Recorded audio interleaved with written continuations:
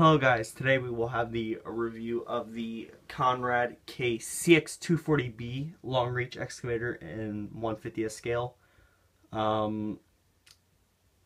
I This is one of my first case models and again one of my first Conrad models. There are some things I don't like about it, but it does retail for about 140 bucks. I'm just gonna say right off the bat that it is worth it. You don't see really too many long reach machines out there, and I think that this is worth the money for it.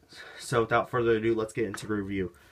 We're going to start off here, and it has a ditch cleaning bucket, which I think is pretty cool. You don't see many excavator models replicated with a ditch cleaning bucket, but I would imagine that these would be used in digging out ponds and all that, so I think it's really cool. One thing I do not like though is the fact that the rivets are actually see-through, but at least some of them are painted. Because I say that because these two are painted, if you notice, but these two are not, which is strange. As you can see, this is very loose. That's because of the rivet up top, but I'll get to that. Anyways, the bucket curls out that far, comes in that far. And if we look at the bottom, there's a little bit of blade detail, but not much wear plating, which I wouldn't expect there would be wear plating anyways. The cylinder is quite stiff, and it's good enough. Going to adjust the camera real quick. There you can see up top a little hydraulic line going to it, and there you can see the rivet right there, which is very loose. And then the cylinder, which it does tend to curve a bit, but it's no real cause of concern. Let me move the camera back. That's as far as it will reach. I'll actually move it down. But there's as far out as it will reach out, which is actually very impressive in terms of coming up and curling in. Otherwise, that's as far it goes up and as far as it curls in, which is very good. So now then, going to the main car body. They do include a cab guard, which I really don't understand why you need a cab guard for this machine. I don't know what they were basing theirs off of, but there's no grab rails to get up to the cab, and there's not really that much detailing, but in the cab there is an actual seat and all that. But Conrad, they usually have good build quality over the over detail. Here you can see cx240, and then there's the case logo. Moving around to the back, you got two reflectors on each side, and then the big case logo. And on this side, a case logo again, a logo again. And it's nice to see that the handrail is replicated.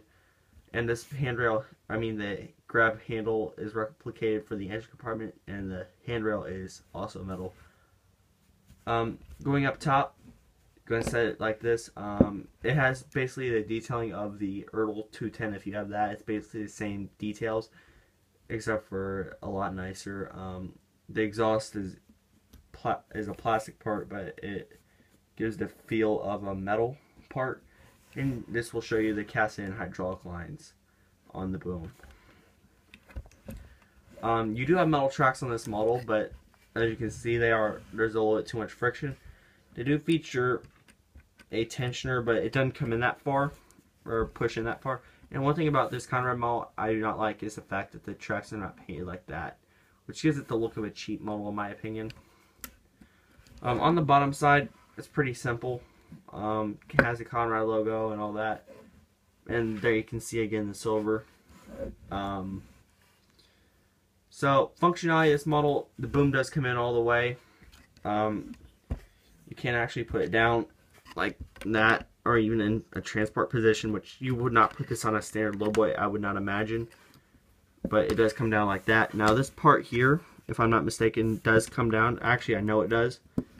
It just takes a little effort to get it down, but once you get it down, you should be good to go. If you'll give me 1 second, I will actually get it down, hopefully.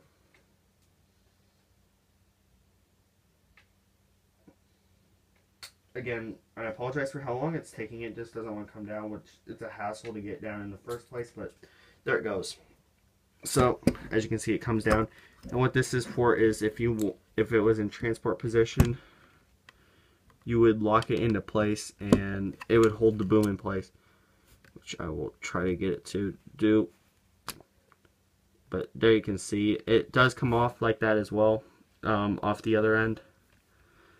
I'm actually thinking about taking mine off. I do not like it though, so to set that off to the side. But yeah, it does come off both ends and it just snaps back into place because it is a plastic part. As you can see, it just snaps right back into place. Alright, so now again, I don't see any logic understanding for a cab guard unless, because I mean, I just don't see any logic in it, to be honest. Like this bucket, I'd imagine seeing this model work, or the real machine working in a pond and whatnot, but to have a cab guard on it for pond work, I don't understand that. So I'm thinking about taking mine off. I decided to leave it in mint condition so I could do the review of it. Like I said, it is worth the money, the 140 bucks or so, because you don't see many long reaches out there, and it's nice to see a actual decent case model, because you do not see those much either. Now, it is, like I said, a decent model. It is worth it. If you have the opportunity to get it, I would get it.